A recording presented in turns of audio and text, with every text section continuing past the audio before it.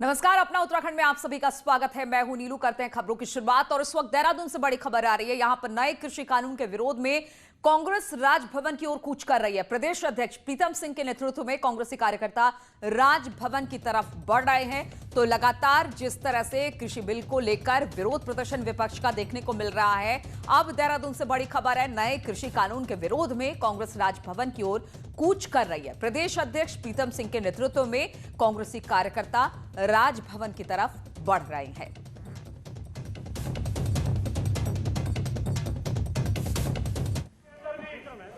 जिस तरीके से सत्ता में बैठे हुए लोगों ने किसान विरोध की जो विधेयक है उसको लोकसभा और राज्यसभा में पारित करने का काम किया और अब इस पर जो है राष्ट्रपति महोदय जी के भी हस्ताक्षर हो गए हैं, लेकिन पूरे देश के अंदर किसान आंदोलनरत हैं, सड़कों पर हैं और मैं समझता हूं कि ये आवाज जो है गूंगी बहरी जो सरकार है उनके कानों तक भी पहुंचेगी और निश्चित रूप से जो किसान विरोधी विधेयक सरकार ने पास किए हैं उसको वो वापस लेने का काम करेगी। और इसी पर बातचीत करने के लिए दीपांकर भट्ट देहरादून से हमारे साथ जुड़ गए। दीपांकर, लगातार कृषि बिल को लेकर विपक्ष जो है वो मुखर दिखाई दे रहा है, अब सड़कों पर उतर आया है, वहां पर किस तरह से प्रदर्शन? बिल्कुल, जिस तरीके से एआईसीसी ने कॉल की है कि सभी राजभवनों तक कूच करेंगे कांग्रेस के कार्यकर्ता, मैं एक बार तस्वीर दिखा दूं कि देहरादून में इस वक्त कांग्रेस कार्यकर्ता कैसे पहुंचे हुए हैं। इसमें प्रदेश अध्यक्ष मौजूद हैं, तमाम नेता मौजूद हैं, पूर्व विधायक हैं, मौजूदा विधायक मौजूद हैं और सभी का ये कहना है कि ये जो विधेयक है, ये जो कानून केंद्र सरकार ने पास किया है, ये गलत है, ये नहीं होना चाहिए। मेरे साथ हरीश रावत सरकार में औद्योगिक सलाहकार रहे रणजीत रावत मौजूद है। क्यों इस बात का विरोध हो रहा है जबकि बीजेपी का कहना है कि बिल या कानून फेवर का है किसानों के? देखिए, बिल में जो एमएसपी है किसान की वो मैंडेटरी नहीं की गई है, ना उसका कोई जिक्र है। और जो बड़े उद्योगपति हैं जिस तरह से वो 20-20, 25-25 हज़ार एकड़ में गोदाम बनाना उन्होंने शुरू कर दिया है, उससे उनकी मंशा साफ है। और बिल में भी स्टॉक की कोई लिमिट नहीं रखी गई है, कितना भी अनाज बड़ा व्यापारी रख सकता है। जब वो जमाखोरी होगी तो निश्चित रूप से वो दान में देने के लिए तो खरीद नहीं रहा है। मध्यवर्गीय परिवारों को जो आटा आज 25-30 रुपये किलो मिल रहा है वो 60 रुपये किलो भी हाथ नहीं आएगा। और किसान का शोषण जो है बिचौलिए लोग करेंगे, इसलिए जो है आज बिल का विरोध हो रहा है। आपको लगता है आवाज दिल्ली तक पहुंचेगी? निश्चित रूप से पहुंचेगी। दिल्ली में बैठे हुए प्रधानमंत्री अपना उनका जो भरोसा था वो पब्लिक उस पर विश्वास नहीं कर रही है, क्योंकि जितने भी वादे उनने किए सारे झूठे निकले, इसलिए उनका भरोसा खो चुके हैं। तो कांग्रेस के प्रदेश अध्यक्ष हो, पूर्व नेता हो, विधायक हो, ये भीड़ यहाँ पर मौजूद है, ये भीड़ ये बताने के लिए यहाँ पर पहुंची है कि ये कानून गलत है, इसका विरोध यहाँ पर होगा। कहीं ना कहीं तमाम पूर्व विधायक और जो मौजूदा विधायक पहुंचे हैं, प्रीतम सिंह के नेतृत्व में तमाम नेता यहाँ पर एकजुट हुए और ये लगभग 1000 के आसपास यहाँ पर कांग्रेस के कार्यकर्ता मौजूद हैं। तो एक तरफ से शक्ति प्रदर्शन भी प्रीतम सिंह की तरफ से है कि मेरे साथ पूरी पार्टी खड़ी है, इसमें एनएसयूआई के लोग मौजूद हैं, इसमें और तमाम लोग मौजूद हैं और मेरे साथ एक युवा भी। आपको लगता है कि आपकी आवाज पहुंचेगी? बिल्कुल पहुंचेगी सर, जैसा कि आप सभी को। आपको लगता है कि कहीं ना कहीं एक शक्ति प्रदर्शन भी आपकी तरफ से कि सब एक साथ है, पूरी कांग्रेस एक साथ? पूरे प्रदेश की कांग्रेस प्रीतम सिंह के नेतृत्व में आज सड़कों पर उतरी है। राजभवन कूच में किसानों की लड़ाई के साथ है। इस काले कानून के खिलाफ जो संघर्ष चल रहा है उस संघर्ष को अंजाम तक हम पहुंचाएंगे। किसान है, कहाँ से? हम रामनगर से, जिला नैनीताल। क्या पता है आपको इस कानून के बारे में? ये कानून हमारे जिंदगी के खिलाफ है, इतना पता है। क्यों, कैसे? ये हमारे सारे अधिकार छीन लेगा। जो हमारी खुशहाली है, अब तो किसानों के पास खुशहाली क्या है, ये उसका रस निचोड़ लेगा ये कानून। इसमें कोई रास्ता ऐसा नहीं है किसानों के लिए जो कहीं से बच जाए। हमारा कहना क्या है, एक एक दाना खून से साना, नहीं सहेंगे हुक्म मनमाना। भारतीय जनता पार्टी ने तब चाहे नौजवान हो, तब चाहे किसान हो, तब चाहे बेरोजगार हो, सबके साथ अन्याय करने का काम किया है। भारतीय जनता पार्टी ने अपने जो वादे किए थे 2 करोड़ नौजवानों को रोजगार देने का काम, 1 लाख नौजवानों को प्रदेश ने उन सबके साथ धोखा करने का काम। आपने हर तबके की बातें सुनी, इसमें उपाध्यक्ष भी थे, इसमें औद्योगिक सलाहकार भी थे पूर्व, इसमें किसान बिल्कुल नेता भी है। दीपांकर, तो लगातार विपक्ष जो कृषि विधेयक है उसको लेकर मुखर दिखाई दे रहा है और सबसे बड़ी बात है किसानों का साथ भी उन्हें मिल रहा है और अब सब सड़कों पर निकले हुए दिखाई दे रहे हैं, उतरे हुए दिखाई दे रहे हैं और इस मुद्दे को लगातार उठा रहे हैं। ये सब बहुत बहुत शुक्रिया आपका हमारे साथ जुड़ने के लिए। और अब बढ़ते हैं अगली खबर की ओर। बात देहरादून से ही, जहां पर निजी लैब में गड़बड़ी मामले में अब जांच टीम की प्रमुख सीडीओ नितिका खंडेलवाल ने जांच के लिए 1 हफ्ते का समय मांगा है। सीडीओ ने कहा कि डाटा जांच में कई खामियां मिल गई हैं, लैब और पोर्टल से डाटा मैच कराने में अभी दिक्कतें आ रही हैं। सीडीओ ने कहा कि निजी लैब को नोटिस भेजी जा रही है। आईसीएमआर की गाइडलाइन का कहीं लैब पालन नहीं कर रहे हैं और अब इसको लेकर निजी लैब की जांच का ये पूरा मामला है और बात ये हो रही है कि इस पर जांच की जाएगी, थोड़ा वक्त इसमें लगेगा। कुछ सीएमओ ऑफिस से नोटिस गए हैं बैंक पैथ लैब, मतलब काफ़ी सारी पैथ लैब्स को, वो उसी बेसिस पे गए हैं कि डेटा लैग है। प्लस बहुत सारे अनट्रेसेबल वाले ऑप्शंस थे कि जैसे हमारी टीम बैठती है डेली, मान लीजिए जैसे आईसीएमआर के पोर्टल पे कल 27 तारीख के पॉजिटिव्स दिखाए गए 250, उसमें से जब 250 को टीम कॉल करती है कि भाई वो 250 होम आइसोलेशन में, उनको बोलती है आप अप्लाई करिए, या कोई हॉस्पिटल जाना चाह रहा है या वो किसी फैसिलिटी में ऑलरेडी है, तो हमने देखा कि उन 250 में से बहुत सारे ऐसे प्राइवेट लैब्स के केसेस थे जहां में फोन नंबर्स ही रीचेबल नहीं थे या एड्रेस ठीक नहीं थे। तो ऐसे केसेस अभी भी आ रहे हैं। 2 जो पहले नोटिस दिए गए थे जिन लैब्स के, उन्होंने उस पर सुधार किया है, वो काफी कम है। बट दैट इज ऑल्सो, ये भी एक जांच का बहुत बड़ा विषय है कि हमारे पास ट्रेसेबिलिटी जो है इन्फॉर्मेशन की, कि कितने पेशेंट ट्रेस कर पा रहे हैं उनकी द्वारा दी गई इन्फॉर्मेशन का, उसको भी हम लोग अपनी जांच में ले रहे हैं, which will probably take 1 more week to complete.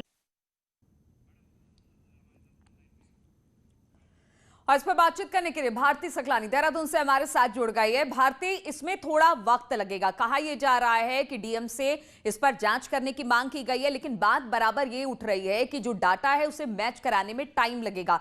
किस तरह की ये गड़बड़ी है, कितना वक्त इसमें लग सकता है निजी लैब को लेकर, ये जो मामला आगे बढ़ रहा है जांच को लेकर?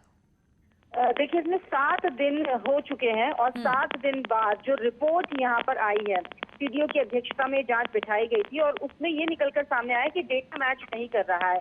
जो प्राइवेट लैब डेटा दे रही है और जो आईसीएमआर के पोर्टल में डेटा है, उसको यहाँ पर मैच करने की मशक्कत की जा रही है, क्योंकि उसी से ट्रेस यहाँ पर किया जाएगा कौन व्यक्ति कोरोना पॉजिटिव है, उसको कब पता चला, किस तरीके से उसे होम आइसोलेट किया गया। तो ये ओवरऑल प्राइवेट लैब पर डिपेंड करता है कि वो कितनी जल्दी इंफॉर्मेशन यहाँ पर दे रही है, उसी में कमी है।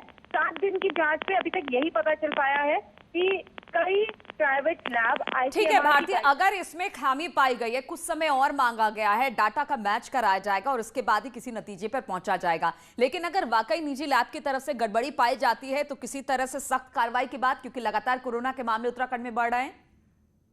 ये पहले ही कह दिया गया था कि आपदा प्रबंधन एक्ट के तहत कार्रवाई की जाएगी। आपको याद होगा कि 2 पैथ लैब को यहाँ पर नोटिस भी भेजे गए, एक पैथ लैब को यहाँ पर बंद कर दिया गया, उसके साथ कह दिया गया कि आप जांच नहीं करेंगे। तो इन्हीं तमाम चीजों को लेकर यहाँ पर जांच की जा रही है और प्राइवेट लैब जिस तरीके से कई लोग शिकायत कर रहे थे, सवाल उठ रहे थे यहाँ पर, इसी को लेकर ये कमेटी अपनी जांच करेगी, जिसमें जिन्होंने 7 दिन में ये पाया कि हाँ कहीं ना कहीं खामी है और अभी और थोड़ा समय चाहिए ताकि इन डेटा को मैच किया जा सके और असल नतीजे पर यहाँ पर पहुंचा जा सके कि कहाँ और बिल्कुल, तो कहां किस तरह की कमियां हैं, इसमें थोड़ा वक्त लगेगा, डेटा मैच किया जाएगा और इसके बाद ही किसी नतीजे पर पहुंचा जा सकता है। भारती, बहुत बहुत शुक्रिया आपका हमारे साथ जुड़ने के लिए।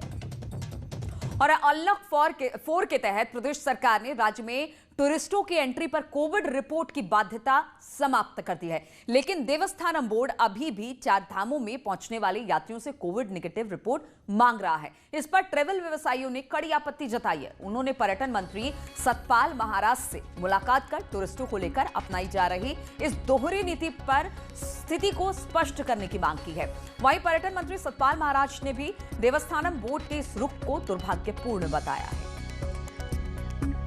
अभी हमने देवस्थानी बोर्ड में बात करी तो देवस्थानी बोर्ड कह रहे हैं कि यात्रा के लिए नेगेटिव रिपोर्ट जरूरी चाहिए। अगर जैसे हिमाचल फ्री हुआ है और स्टेट फ्री हुए हैं, अगर इस तरह से फ्री नहीं किया जाएगा तो nobody will come to Uttarakhand. वो यात्री यहाँ पर आ रहे हैं वो अभी दुविधा में है। कोविड रिपोर्ट का इनका अभी तक कोई सोल्यूशन नहीं निकला है। सरकार कहती है अनिवार्य नहीं है, देवस्थान बोर्ड कहता है अनिवार्य है। तो इससे यात्री परेशानी में है कि भी हम उत्तराखंड आए या ना आए। ये बड़ा दुर्भाग्यपूर्ण है कि 4 धामों में भी अभी रिपोर्ट मांगी जा रही है, नेगेटिव रिपोर्ट मांगी जा रही है। अब तो मैं समझता हूं कि पूरी तरीके से हमारा टूरिज्म खुल गया है और केवल मात्र 20-22 दिन का बिजनेस रहा है 4 धाम का। इसके बाद तो ठंडी पड़ जाएगी। इलाके के दरियापुर गांव में एक युवक का पेड़ से लटका हुआ शव मिला, जिसके बाद इलाके में हड़कंप मच गया। युवक बीती 24 सितंबर से लापता था। परिजनों ने हत्या की आशंका जताई है।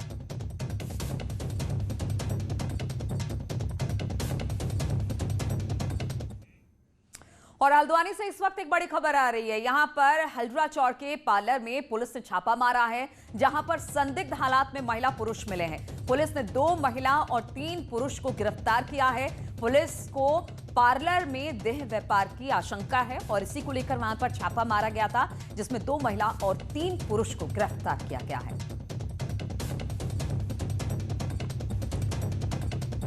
तो खबर मिल रही है हल्द्वानी से, ये खबर है जहां पर हल्दू चौड़ के पार्लर में पुलिस ने छापा मारा, जहां पर संदिग्ध हालात में महिला और पुरुष मिले हैं। पुलिस ने 2 महिला और 3 पुरुषों को गिरफ्तार किया है। पुलिस को आशंका है कि यहां से इस पार्लर से देह व्यापार का काम किया जा रहा था और इसी को लेकर पुलिस की छापेमारी हुई और पुलिस ने छापेमारी में 2 महिला और 3 पुरुषों को अपनी हिरासत में लिया है।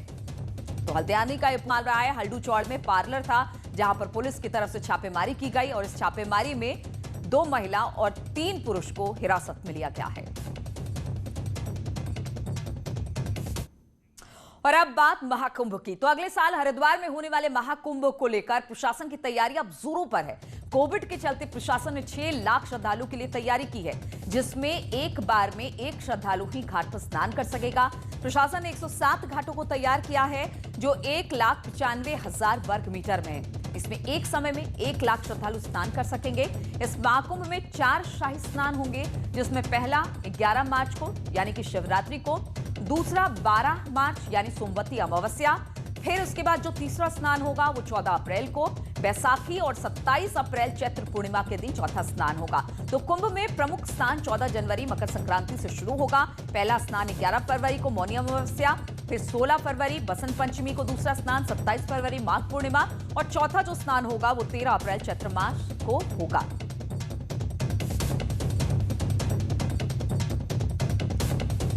ऐसे घाट है जिसमें कि हम लिमिटेड लोगों को ही अलाउ करेंगे और कुछ ऐसे घाट है जिसमें मैक्सिमम अधिक से अधिक लोग आ सकते हैं। तो जो हमारा क्राउड मैनेजमेंट का एक का जो नॉर्म है उसके लिहाज से at one point of time अगर हम सारे घाट की क्षमता को देखें तो वो लगभग 6 लाख लोगों को स्नान करा सकते हैं।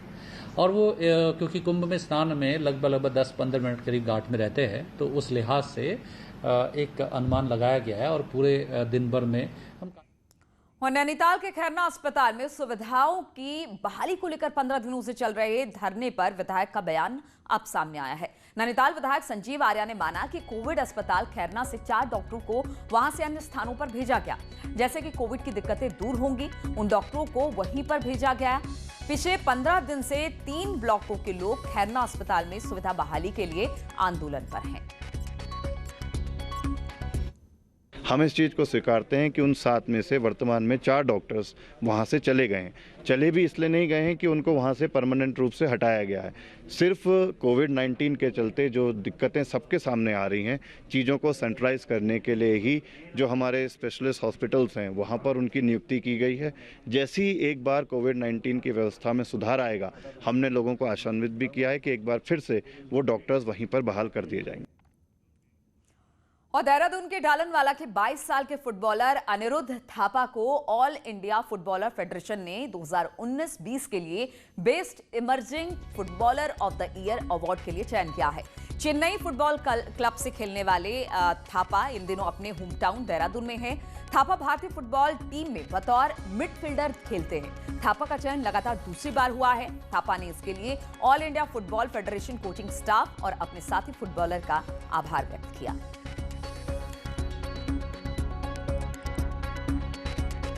एक मेरे लिए ये मोटिवेशन है क्योंकि काफ़ी अब यंग प्लेयर्स आ रहे हैं और ये दूसरी बार मिला है जैसे मेरे को, तो ये बहुत बड़ी एक मोटिवेशन है मेरे लिए भी और बाकी यंगस्टर्स के लिए, क्योंकि जब वो खेलना शुरू करेंगे तो उनके लिए एक स्टेज मिलेगा उन्हें कि हाँ जो भी मेहनत करी हमने पूरे साल उसका इनाम हमें क्या मिल रहा है।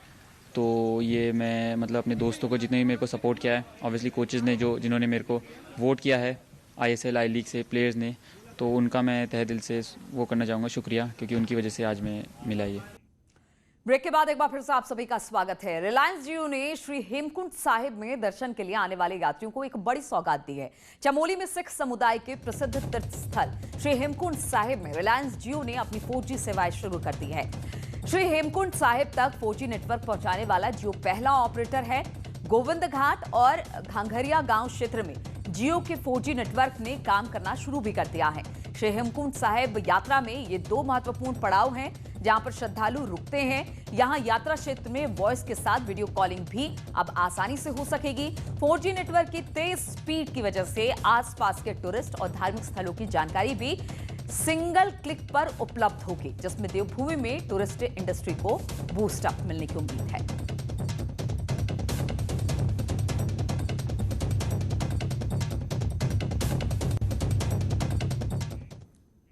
और कोरोना काल में कई लोग बेरोजगार हुए और लाखों लोग पहाड़ लौटे। घर लौटने के बाद पहाड़ में रोजगार का जो अवसर था वो चला गया, लेकिन युवाओं पर यह संकट आया। लेकिन बेतल घाट के 2 भाई स्वरोजगार अपनाकर दूसरों को भी अब रोशनी दिखा रहे हैं।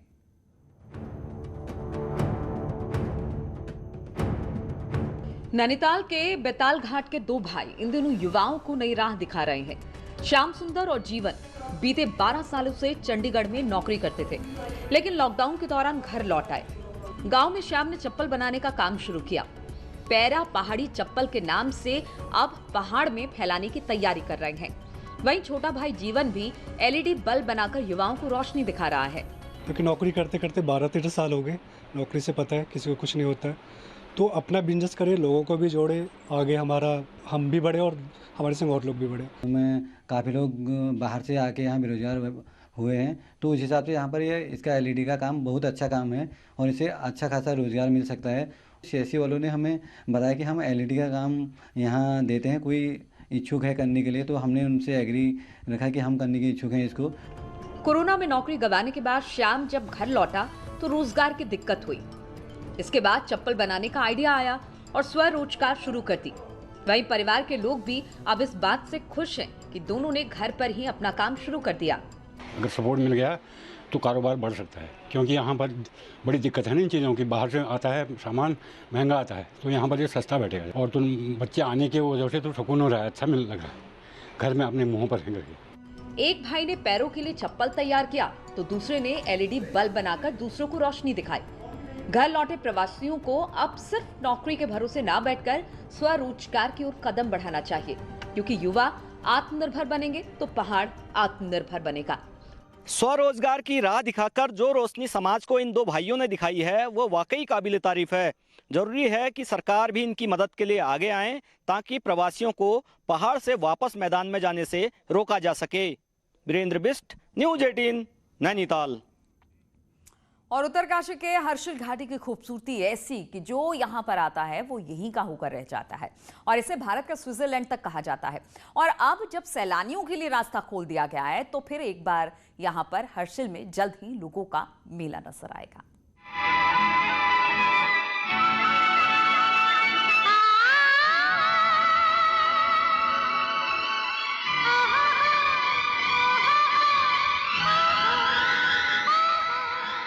देवभूमि उत्तराखंड में जहां कण कण में देवी देवताओं का वास है, तो वहीं उत्तराखंड अपनी खूबसूरत वादियों के लिए प्रसिद्ध है। मां गंगा के पावन धाम गंगोत्री गौमुख से महज 30 किलोमीटर पहले विश्व प्रसिद्ध हर्षिल घाटी मौजूद है।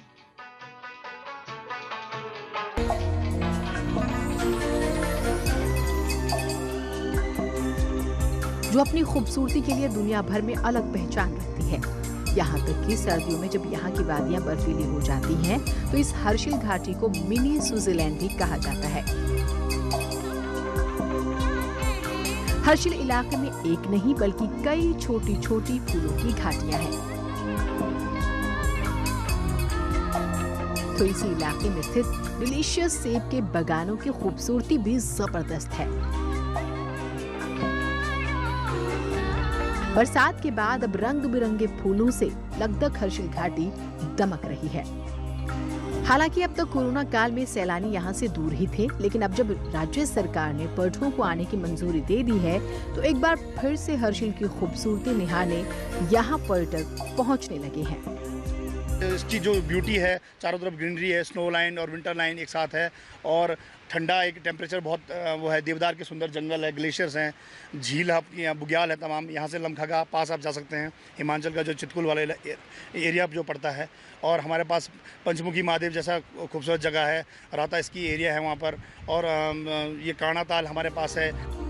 असल में इस हर्षिल गांव को एक अंग्रेज ने संवारा था।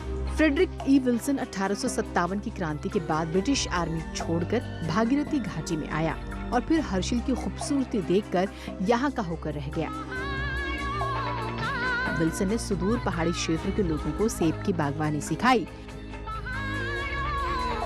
और इसी वजह से हर्षिल आज अपने सेबों के लिए विश्व प्रसिद्ध है। विल्सन की ही देखरेख में यहाँ कई काम हुए हैं और उसके बाद यहाँ पहुँचे कई विदेशियों ने हर्षिल को नई पहचान दी। हर्षिल में देवदार के आसमान छूते पेड़, बर्फ से ढके पहाड़, कल-कल बहती भागीरथी के अलावा हिमालय शिखर लोगों का दिल जीत लेते हैं। 70 और 80 के दशक में यहाँ कई बॉलीवुड फिल्मों की भी शूटिंग हुई और अभी भी कई फिल्मी सितारे उत्तराखंड आते हैं और हर्षिल जरूर पहुँचते हैं। पर्सनली, प्रोफेशनली जिस फील्ड में मैं हूँ, जिस कार्यक्षेत्र में मैं हूँ, सिनेमा में, तो सिनेमा के लिए लोकेशन चाहिए होती है, और मुझे हर फिल्म के लिए ऐसा लगता है कि मैं अब शायद हर्षिल नहीं आ पाऊँगा, मगर जब मैं कहानी लिखना शुरू करता हूँ और फिर दिमाग में विजुअल करने की कुछ कोशिश करता हूँ, कुछ खूबसूरत वैली या कुछ ऐसी घाटी, तो मेरे दिमाग में घूम फिर के फिर हर्षिल ही आता है। मेरी लास्ट फिल्म 72 आवर्स की शूटिंग तो मैंने हर्षिल में की थी। हर्षिल घाटी गंगोत्री रूट पर ही पड़ती है और मां गंगा के दर्शन के लिए आने वालों के लिए भी बीच में पड़ने वाली हर्षिल घाटी किसी बोनस से कम नहीं है। उत्तरकाशी से जगमोहन सिंह के साथ ब्यूरो रिपोर्ट, न्यूज़ 18 नेटवर्क। तो इन्हीं खूबसूरत नजारों के साथ इस बुलेटिन में फिलहाल इतना ही। रुकेंगे छोटे से ब्रेक के लिए। ब्रेक के बाद भी लगातार खबरों का सिलसिला जारी है।